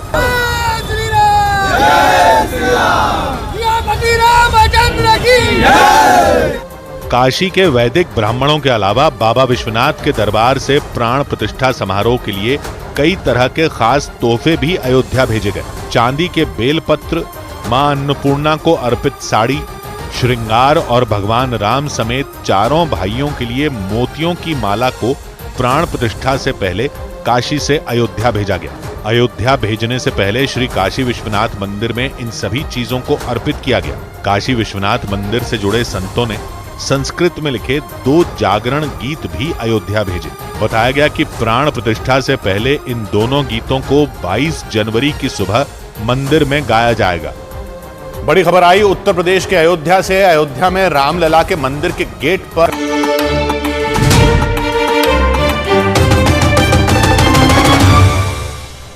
इधर मुंबई के घाटकोपर इलाके में एक मोटरसाइकिल ने एक महिला और उसके बच्चे को टक्कर मार दी। घटना उस वक्त हुई जब वो महिला उस बच्चे को गोद में लेकर सड़क की दूसरी तरफ जा रही थी। तभी सामने से आ रही मोटरसाइकिल ने उसे जोरदार टक्कर मार दी। इस घटना की जो खौफनाक तस्वीरें सामने आई, उनमें पहले तो वो महिला अपने 1 साल के बच्चे के साथ सड़क के दूसरी तरफ जाती दिखाई दी, लेकिन जैसे ही वो महिला सड़क के बीचों बीच पहुंची, तभी सामने से आ रही तेज रफ्तार मोटरसाइकिल ने उसे भयानक टक्कर मार दी। टक्कर लगने के बाद उस महिला की गोद से वो बच्चा छूटकर सड़क पर जा गिरा। इसके बाद वो भी सड़क पर गिर गई और इसे देखकर वहां मौजूद लोगों ने दौड़कर उन दोनों को वहां से उठाया और सड़क के किनारे ले गए। लेकिन इस हादसे में उस बच्चे की जान नहीं बच सकी, जबकि वो मोटरसाइकिल सवार उस महिला को टक्कर मारने के बाद वहां से फरार हो गया। उधर यूरोप के देश आइसलैंड में 1 महीने में दूसरी बार ज्वालामुखी फटने से हड़कंप मच गया। वहां के रेकिनिस से ज्वालामुखी विस्फोट की खौफ से भर देने वाली तस्वीरें भी सामने आई। और उन तस्वीरों में ज्वालामुखी का लावा रिहायशी इलाकों में धावा बोलता नजर आया। ज्वालामुखी से निकले गर्म लावे ने चंद सेकंड में ही कई इमारतों को अपनी जद में ले लिया और इसके बाद तो जैसे लावा वहां के हर कोने में पहुंच गया। उस इलाके के हर कोने से आग की ऊंची ऊंची लपटें और काले धुएं का गुबार उठने लगा। ऐसा लगा मानो वहां कोई भयानक विस्फोट हुआ हो जिसने उस पूरे इलाके को आग के गोले में तब्दील कर दिया, क्योंकि वहां से आई तस्वीरों में पूरा आसमान लाल नजर आया। हालांकि उस महाविस्फोट से पहले ही वहां रहने वाले लोगों को निकाल लिया गया, जिसकी वजह से ज्वालामुखी भड़कने पर भी किसी की जान नहीं गई। लेकिन ज्वालामुखी से निकले लावे ने थोड़ी ही देर में उस इलाके का होलिया बदल कर रख दिया। और उस पूरे इलाके में राख का ढेर लग गया। और वहां के मौसम विभाग के मुताबिक अब ये लावा तेजी से आगे बढ़ रहा है, जिसकी तस्वीरें देखकर पूरी दुनिया दहशत में आ गई, क्योंकि उस ज्वालामुखी के फटने के बाद वहां हर तरफ लावे का दरिया बहने लगा और तेज रोशनी के साथ गर्म लावा तेजी से आगे बढ़ने लगा। उबलता हुआ लावा वहां की जमीन से इस तरह बाहर आ रहा था मानो वहां कोई फव्वारा फूट गया हो। धरती फाड़ कर निकल रहे इस धधकते लावे की तस्वीरों ने पूरी दुनिया को हिलाकर रख दिया, क्योंकि वो लावा किसी नदी के पानी की तरह तेजी से आगे बढ़ता दिखाई दिया, जिसकी वजह से वो पूरा इलाका लाल धुएं से ढक गया। किसी लकीर की तरह फटी जमीन में बहते लावे को देखकर ऐसा लगा मानो वहां कोई झरना बह रहा हो, लेकिन वहां ऐसा सिर्फ एक झरना नहीं था, बल्कि वहां तो धधकते लावे की बाढ़ आ गई। ऐसे में आसपास के इलाकों पर खतरा मंडराने लगा, जिसे देखते हुए प्रशासन पूरी तरह अलर्ट हो गया और आसपास के कई इलाके खाली करवा दिए गए, क्योंकि अब वो लावा वहां के सबसे ज्यादा आबादी वाले शहर की तरफ बढ़ रहा है। आइसलैंड के मौसम विभाग के मुताबिक जिस जगह पर वो ज्वालामुखी फटा वो उस शहर के बेहद करीब है, जहां बड़ी तादाद में लोग रहते हैं। और इसीलिए यह आशंका जताई जा रही है कि वो लावा किसी भी वक्त वहां के ग्रिंदाविक शहर में तबाही मचा सकता है। ऐसे में प्रशासन ने वहां रहने वाले करीब 4000 लोगों को जगह खाली करने के आदेश दे दिए, क्योंकि झरने की तरह बहते लावे ने जैसे वहां के दूसरे इलाकों में तबाही मचाई, वैसे ही वो लावा वहां के ग्रिंदाविक शहर में पहुंचकर भी अपना प्रकोप दिखा सकता है। मौसम विभाग के मुताबिक रेकिनेस में जिस जगह ज्वालामुखी फटा वो ग्रिंदाविक शहर से सिर्फ 3 किलोमीटर दूर है, और यही वजह है कि वहां लावा पहुंचने का खतरा बढ़ता जा रहा है। मौसम विभाग ने पहले ही चेतावनी दे दी थी कि ये लावा कभी भी जमीन फाड़कर बाहर निकल सकता है, और अब ठीक वैसा ही हो रहा है। ऐसे में प्रशासन इसके लिए पहले से ही अलर्ट हो गया। और उबलते लावे के खतरे को देखते देखते हुए आइसलैंड घूमने आए लोग भी वापस चले गए। इस दौरान आइसलैंड घूमने आए एक आदमी ने वापस जाते हुए फ्लाइट से उबलते हुए लावे का एक वीडियो बनाया, और उस वीडियो में आइसलैंड का एक हिस्सा सफेद रोशनी से जगमगाता दिखा, तो दूसरा हिस्सा उबलते लावे की वजह से धधकता नजर आया। गर्म लावे की वजह से वहां लाल रंग का धुआं उड़ता दिखाई दिया, जिसे देखकर लोग डर गए। लेकिन ये पहली बार नहीं हुआ जब आइसलैंड में उबलते लावे ने कहर मचाया हो। 1 महीना पहले भी ज्वालामुखी फटने से आइसलैंड में जमकर तबाही मची थी। वैज्ञानिकों के मुताबिक रेकिनेस प्रायद्वीप में धरती से 800 मीटर नीचे 6 किलोमीटर चौड़ाई और 19 किलोमीटर लंबाई में लावा उबल रहा है, और इसी वजह से 18 दिसंबर को वहां ज्वालामुखी फटा था। और इसके ठीक 1 महीने बाद एक बार फिर वहां भयानक ज्वालामुखी विस्फोट हो गया। इतना ही नहीं, ज्वालामुखी फटने की वजह से वहां भूकंप के तेज झटके भी महसूस किए गए। उधर असली शिवसेना का मुद्दा सुप्रीम कोर्ट पहुंच गया। शिवसेना पर अधिकार को लेकर उद्धव ठाकरे गुट ने सुप्रीम कोर्ट में याचिका दाखिल कर दी। इस याचिका में महाराष्ट्र विधानसभा के स्पीकर के आदेश को चुनौती दी गई। हाल ही में स्पीकर ने एकनाथ शिंदे गुट को असली शिवसेना माना था। उत्तर प्रदेश के महाराजगंज में मकर संक्रांति के मौके पर हजारों लोगों ने गोरखनाथ मंदिर में खिचड़ी का भोग लगाया। इस दौरान सुरक्षा के पुख्ता इंतजाम किए गए थे। छत्तीसगढ़ के भिलाई में एक बेटे ने अपनी मां की बेरहमी से पिटाई कर दी। वीडियो वायरल होने के बाद पुलिस ने आरोपी के खिलाफ केस दर्ज कर लिया। पुलिस के मुताबिक आरोपी इससे पहले भी अपनी मां से मारपीट करता रहा है। उधर पाकिस्तान में सरकार बनाने के लिए वहां के कुछ नेताओं ने आतंकी संगठन टीटीपी यानी तहरीक तालिबान पाकिस्तान से सुलह करने की तैयारी तेज कर ली। वहां जमीयत उलमा इस्लाम नाम की पार्टी के अध्यक्ष मौलाना फजलुर रहमान ने यह ऐलान किया कि अगर वो सत्ता में आए तो तालिबान से इस बारे में बातचीत करेंगे।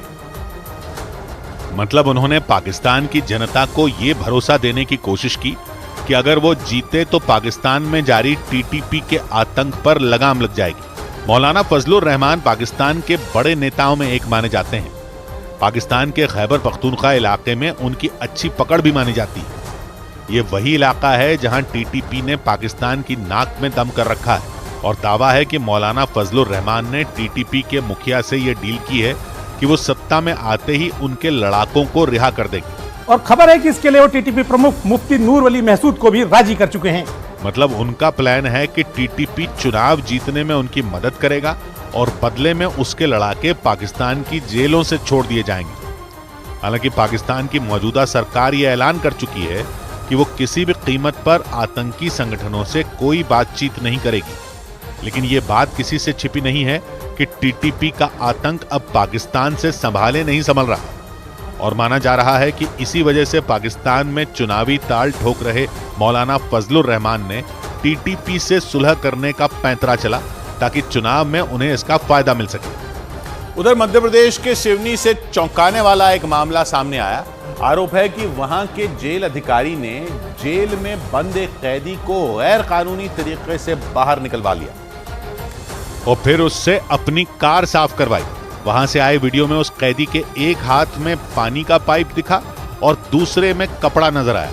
इनसे वो सफेद रंग की उस कार को चमकाता दिखाई दिया। इस दौरान सफेद कुर्ता पैजामा पहना हुआ आदमी नंगे पैर उस कार को चारों तरफ से साफ करता दिखा। आरोप है कि वो कार सिवनी के जेल अधीक्षक की थी, जिसे साफ करने की जिम्मेदारी उस कैदी को सौंपी गई। इसके लिए बाकायदा उसे जेल से बाहर निकलवाया गया और फिर 2 लोग उसे लेकर उस कार तक आए। इस घटना का वीडियो सोशल मीडिया पर वायरल होने के बाद इस पर बहस छिड़ गई। ये सवाल भी पूछा जाने लगा कि अगर इस दौरान वो कैदी भाग जाता तो किसकी जिम्मेदारी होती। हालांकि इस मामले में जेल प्रशासन की तरफ से कोई बयान सामने नहीं आया। उधर पंजाब के फरीदकोट में अपनी दोस्त को परीक्षा में पास करवाने के लिए एक लड़का लड़की बनकर परीक्षा देने पहुंच गया। उसने अपनी पहचान छुपाने के लिए अपनी दोस्त के वोटर कार्ड पर अपनी फोटो लगा दी, वो भी लड़कियों की तरह मेकअप करवाकर। और मेकअप करके उस लड़के ने अपना हुलिया ही बदल लिया। पहली नजर में तो वो बिल्कुल लड़की ही दिखाई दिया। शुरुआत में उसने यूनिवर्सिटी के कर्मचारियों को बड़ी ही चालाकी से चकमा दे दिया। मेकअप इतना शानदार था कि उसे परीक्षा देते वक्त वहां मौजूद टीचर भी पकड़ नहीं पाए, क्योंकि वो सलवार कमीज पहनकर एग्जामिनेशन सेंटर पहुंचा था। माथे पर बिंदी, नेल पॉलिश और हाथों में कंगन पहना वो लड़का लड़की ही नजर आया। उसके लिपस्टिक, काजल और आईलाइनर लगाने के अंदाज से कई लोग धोखा खा गए, लेकिन बायोमेट्रिक डिवाइस की वजह से वो पकड़ा गया। अधिकारियों ने जब उसकी उंगलियों को बायोमेट्रिक डिवाइस पर लगाया तो सारी हकीकत सामने आ गई। बताया गया कि अंग्रेज सिंह नाम का वो लड़का अपनी पहचान बदलकर अपनी दोस्त के बदले परीक्षा देने पहुंचा था। इसके बाद उस लड़के को गिरफ्तार कर लिया गया। इसके साथ ही उसकी दोस्त के खिलाफ भी यूनिवर्सिटी ने कार्रवाई कर दी। उधर कई मुद्दों पर प्रधानमंत्री ने पुतिन से फोन पर चर्चा की। प्रधानमंत्री नरेंद्र मोदी ने रूस के राष्ट्रपति पुतिन से फोन पर बातचीत की। इस दौरान दोनों नेताओं के बीच कई मुद्दों पर चर्चा हुई। प्रधानमंत्री के मुताबिक दोनों देशों ने भविष्य की कुछ योजनाओं को लेकर रोड मैप तैयार करने पर भी सहमति बनाई। इस बातचीत की जानकारी पीएम ने ट्वीट कर दी। छत्तीसगढ़ के मनेंद्रगढ़ में तीर्थ यात्रियों को लेकर जा रही एक बस ने 3 लोगों को कुचल दिया। इस घटना में उन तीनों की मौत हो गई। इसके बाद वो बस एक पेड़ से टकराकर नाले में गिर गई। इसकी वजह से बस में सवार 20 से ज्यादा लोग घायल हो गए। इसके बाद शीशा तोड़े हैं, वो सब लोगों को निकाले। हरियाणा के मुख्यमंत्री मनोहर लाल खट्टर ने 22 जनवरी को ड्राई डे घोषित कर दिया, यानी उस दिन राज्य में शराब की सभी दुकानें बंद रहेंगी। इससे पहले उत्तर प्रदेश, मध्य प्रदेश, राजस्थान, उत्तराखंड और छत्तीसगढ़ में भी 22 जनवरी के दिन शराब की सभी दुकानों को बंद रखने का फैसला लिया जा चुका है। उधर चीन के शिनयांग प्रांत में आए बर्फीले तूफान के बीच कई दिनों से फंसे पर्यटकों को बचा लिया गया। बर्फीले तूफान की वजह से वहां सड़कों पर कई फीट तक बर्फ जमा हो गई, जिसकी वजह से लोगों के आने जाने का रास्ता बंद हो गया। क्योंकि शिनयांग में आए बर्फीले तूफान के बाद की जो तस्वीरें सामने आई, उनमें हर तरफ सिर्फ और सिर्फ बर्फ के सफेद पहाड़ नजर आए। बर्फ ने सड़कों को ऐसे ढक लिया जैसे वो कभी वहां थी ही नहीं। रास्तों पर जमी हजारों टन बर्फ को हटाने के लिए बड़ी बड़ी मशीनों को लगा दिया गया। इस दौरान वो मशीनें भी बर्फ की ऊंची दीवारों से घिरी नजर आईं। न्यूज एजेंसी रॉयटर्स के मुताबिक उत्तरी चीन के शिनयांग प्रांत में आए बर्फीले तूफान की वजह से पिछले 1 हफ्ते में वहां आसमान से बेहिसाब बर्फ गिरी, जिसकी वजह से वहां घूमने गए कई लोग फंस गए। हालांकि बर्फीले तूफान के गुजरने के बाद हेलीकॉप्टर की मदद से उन लोगों का रेस्क्यू कर लिया गया। बाद में बर्फ हटाने वाली मशीनों के जरिए बंद रास्तों को एक बार फिर आने जाने के लिए खोल दिया गया। उधर अमेरिका के उत्तरी और पश्चिमी हिस्से में हो रही भयंकर बर्फबारी लोगों पर मुसीबत बनकर टूट रही है, क्योंकि बीते हफ्ते से ही लगातार हो रही बर्फबारी ने वहां सब कुछ जमा दिया। अमेरिका पर ऐसा कोल्ड अटैक हुआ कि लोग घरों में कैद होने को मजबूर हो गए। और न्यूयॉर्क से आई तस्वीरों में तो हर जगह बर्फ की मोटी चादर जमी दिखाई दी। भारी बर्फबारी की वजह से वहां कुछ मीटर दूर तक साफ देखना भी मुश्किल हो गया। सड़कों और गाड़ियों से लेकर मकानों तक सब पर बर्फ की मोटी परत जम गई। हर तरफ बर्फ का अंबार लगा दिखाई दिया। न्यूयॉर्क के बफलो नायग्रा एयरपोर्ट का रनवे तो बर्फबारी में बिल्कुल गायब ही हो गया। वहां से आई तस्वीरों को देखकर ऐसा लगा जैसे वहां जमीन पर सफेद बादल बिछा दिए गए हों। भारी बर्फबारी का असर उड़ानों पर भी पड़ा। अमेरिकी अखबार द न्यूयॉर्क टाइम्स के मुताबिक बफलो नायग्रा एयरपोर्ट पर आने जाने वाली 100 से ज्यादा उड़ानें रद्द कर दी गईं, जबकि रेलवे ट्रैक पर बर्फ जमने की वजह से रेल सेवा भी प्रभावित हुई। द न्यूयॉर्क टाइम्स के मुताबिक बीते हफ्ते से ही हो रही बर्फबारी ने अमेरिका के उत्तरी और पश्चिमी हिस्से के 10 से ज्यादा राज्यों को अपनी गिरफ्त में ले रखा है। उधर कनाडा में भारी बर्फबारी की वजह से कई शहरों में तापमान -40 डिग्री के नीचे तक पहुंच गया। कनाडा के पश्चिमी इलाकों में बेहिसाब बर्फबारी रिकॉर्ड की गई, जिसकी वजह से वहां जिंदगी जैसे जम सी गई, क्योंकि कनाडा के अल्बर्टा प्रांत से आई तस्वीरों में दिखा कि वहां बर्फ ऐसे गिर रही है जैसे आसमान से रूई के सफेद फाहे गिर रहे हैं। हाड़ कपा देने वाली ठंड की वजह से लोग घरों से बाहर निकलने से भी डर रहे हैं। एक सड़क पर ट्रैफिक सिग्नल जलता तो दिखा, लेकिन वहां आता जाता कोई नजर नहीं आया। सड़कों पर हर तरफ बर्फ की मोटी चादर बिछी दिखी। बर्फबारी ने कनाडा के पश्चिमी हिस्से में रहने वाले लोगों की मुश्किलें बढ़ा दी, लेकिन सबसे ज्यादा कहर अल्बर्टा प्रांत में देखने को मिल रहा है। वहां तापमान 0 से 46 डिग्री नीचे तक रिकॉर्ड किया गया। कनाडा के मौसम विभाग ने उसके पश्चिमी हिस्से में ठंड और बढ़ने की चेतावनी दी। इधर यूपी में 40 विमानों को उड़ाने की धमकी मिलने से हड़कंप मच गया। उत्तर प्रदेश के कानपुर में एक छात्र ने इंडिगो के 40 विमानों को वीआईपी इलाके में क्रैश करने की धमकी दी। इस धमकी के बाद पुलिस ने मोबाइल नंबर की लोकेशन को ट्रेस कर आरोपी छात्र को हिरासत में ले लिया। नीति आयोग की नई रिपोर्ट में जानकारी सामने आई कि प्रधानमंत्री नरेंद्र मोदी के 9 साल के कार्यकाल में करीब 25 करोड़ लोग गरीबी रेखा से बाहर निकले। भारतीय क्रिकेट कंट्रोल बोर्ड ने सिलेक्शन कमेटी में सदस्य के लिए विज्ञापन जारी किया।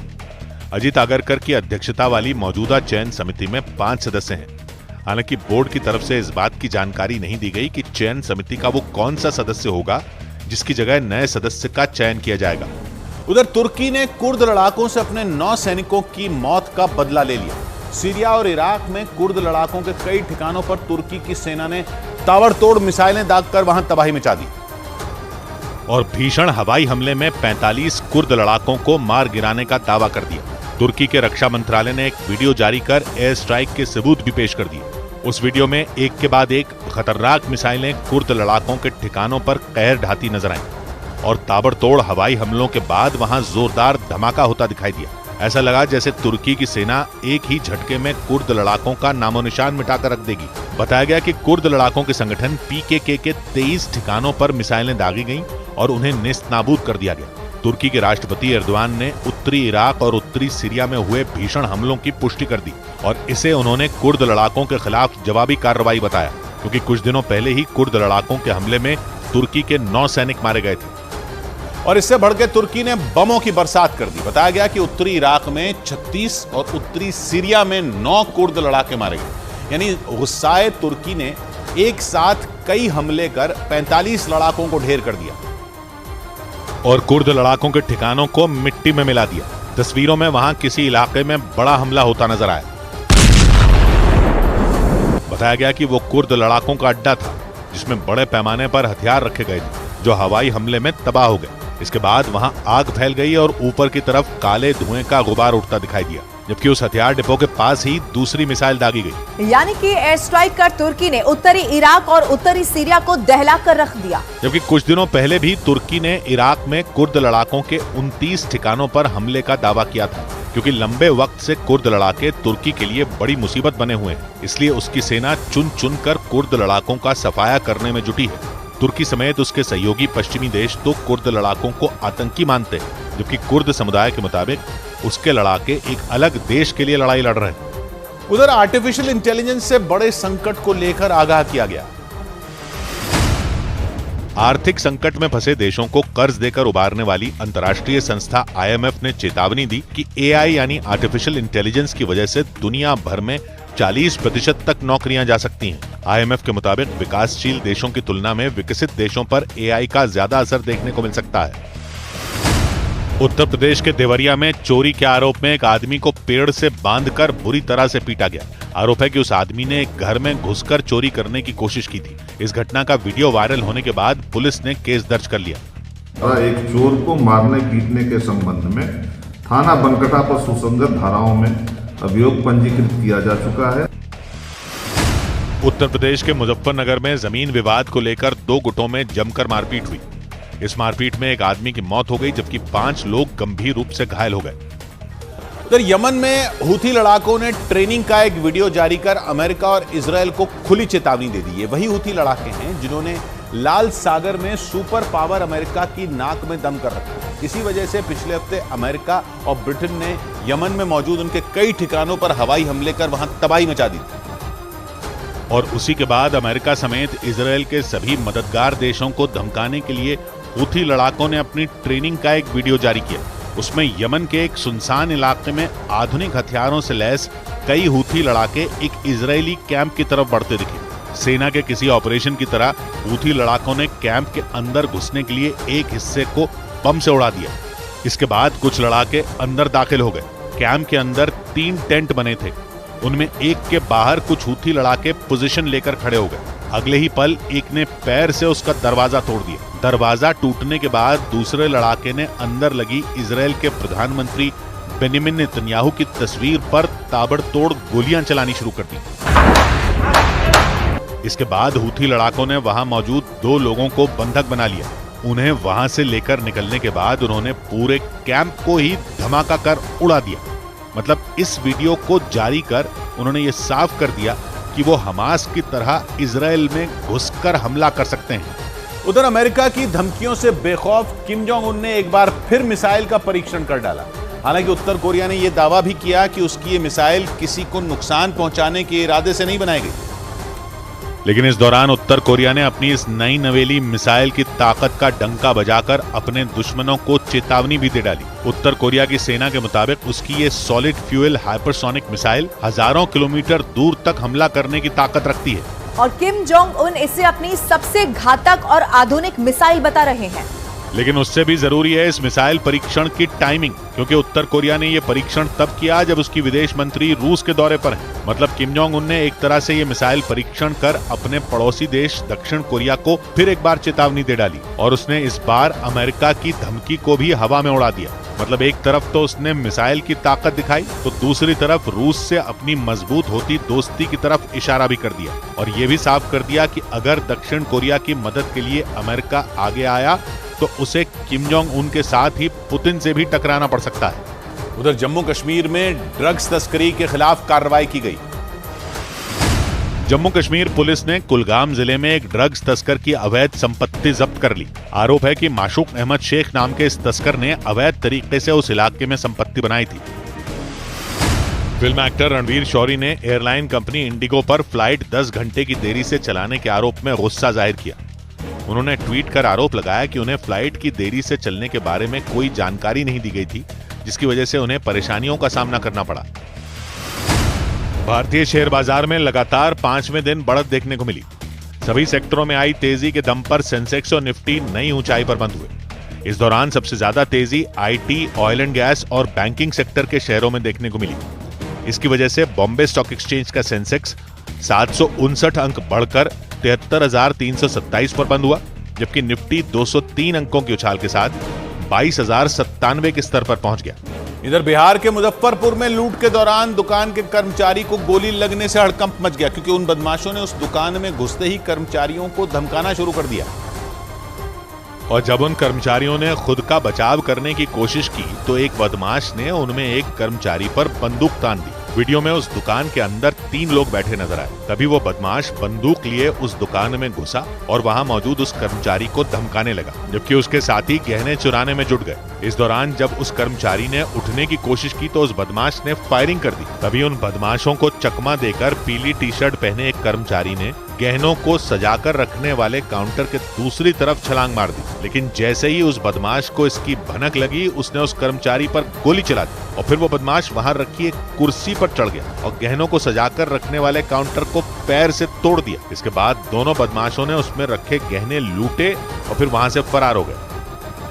वो किसी बात का चर्चा नहीं होने देता, वो किसी बात का चर्चा नहीं होने देता, अपने जख्मों का वो जलसा नहीं होने देता। 100 बात की एक बात कही विवेक ने, उसकी फितरत में यही बात बुरी है यारो, बहते पानी को वो दरिया नहीं होने देता। मिलते हैं कल, घड़ी जब इशारा करेगी 9 बजे रात का। वक्त फिर होगा 100 बात की बात।